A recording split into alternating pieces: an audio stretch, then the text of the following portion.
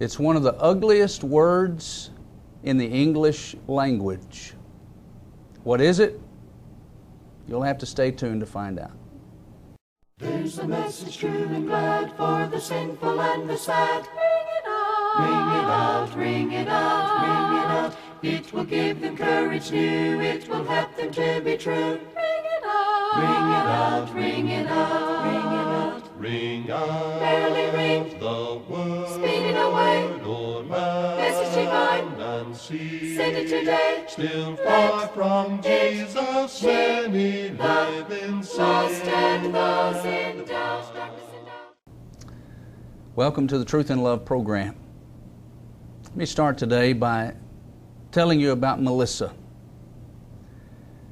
Melissa closed the blinds in her living room, and she turned off the lights and sat in the darkness as tears began to form and a feeling of emptiness overwhelmed her. She's never felt so alone in all of her life. It was bad enough the last time that she discovered that Anthony, her husband, had been unfaithful. But this time, he just left her a very short note that said, "I've had enough. I'm moving in with my girlfriend." That ugly word that I mentioned a moment ago is the word adultery. Adultery. Scenarios like the one I just described play out all too often in our country. And the effects of these kinds of things can be so far-reaching that it's difficult to describe. It's been my unpleasant experience to have known of several people in my close circle of acquaintances and friends and family that have succumbed to temptation and committed adultery. And each time that I have learned of another occurrence like that, the questions are always the same. Why? How? How could that person do that? How could that person turn his or her back on family, on children? How could they turn their back on the Lord? Those are questions that can drive us crazy, sometimes trying to figure out. And so this is indeed a most unpleasant topic. But the nature of the topic is such that it demands that we study it.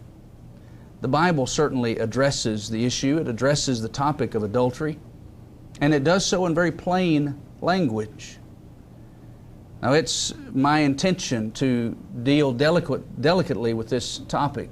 I know there may be folks watching the program that are young. We hope that's the case. We like to have viewers of all ages. And with that being a possibility, we'll certainly handle this in a delicate manner. But we need to handle it the way God has said in His Word, and that we also pledge to do today. So what does the Bible say about this unpleasant topic?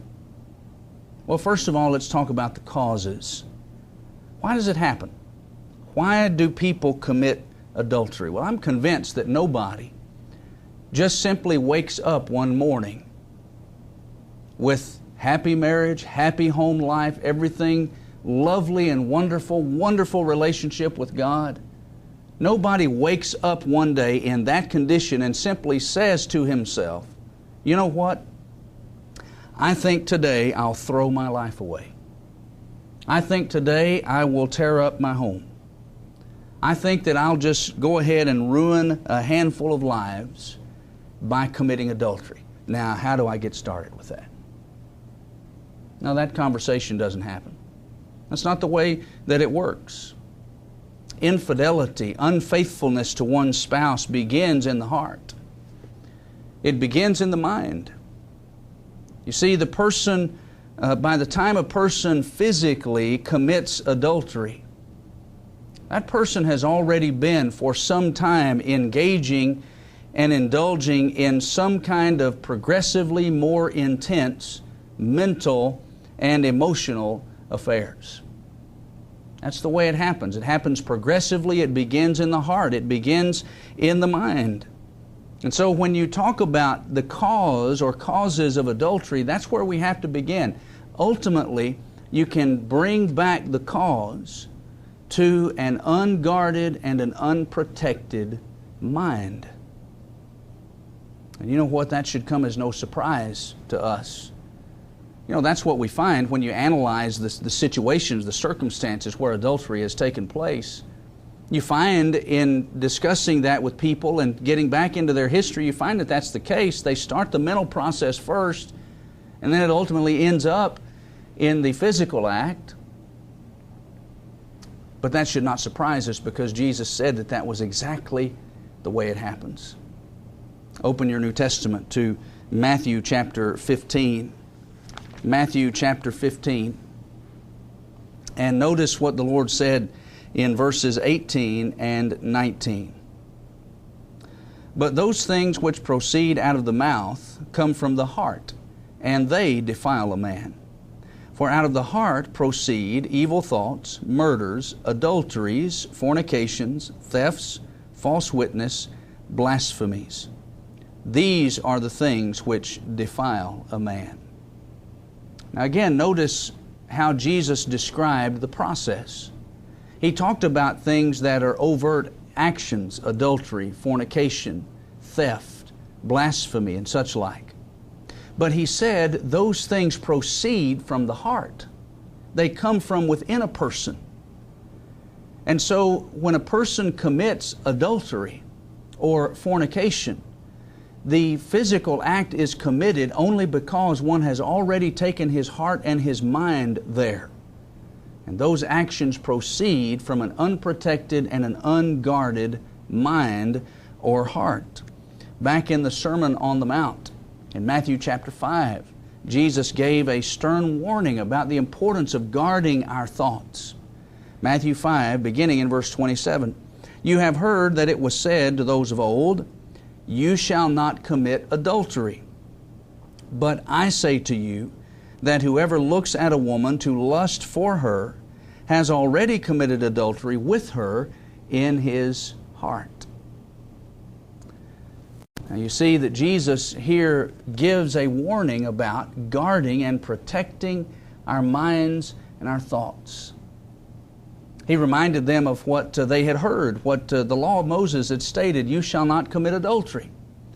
Jesus wanted for them to go further and recognize that adultery is something that begins in one's heart. He said, "Whoever looks at a woman to lust after her has already committed adultery in his heart with her." And that's where adultery begins. And that's why it's so important to guard our hearts, to guard our minds, to watch out and be careful what we allow into our minds. And that's why pornography is so dangerous. It's so prevalent in our world. And not just in the printed form anymore. Much more often now, pornography is accessed through the internet. And those that don't guard themselves and guard their eyes and guard their minds and their hearts can get so caught up and wrapped up in pornography that they have these mental and emotional affairs for so often that when an opportunity arises for them to actually commit the physical act of adultery, they have already laid the groundwork and laid the foundation because they have not guarded their heart. Proverbs 4:23 says, "Keep your heart with all diligence, for out of it spring the issues of life." The things that make up our lives are things that are directly connected to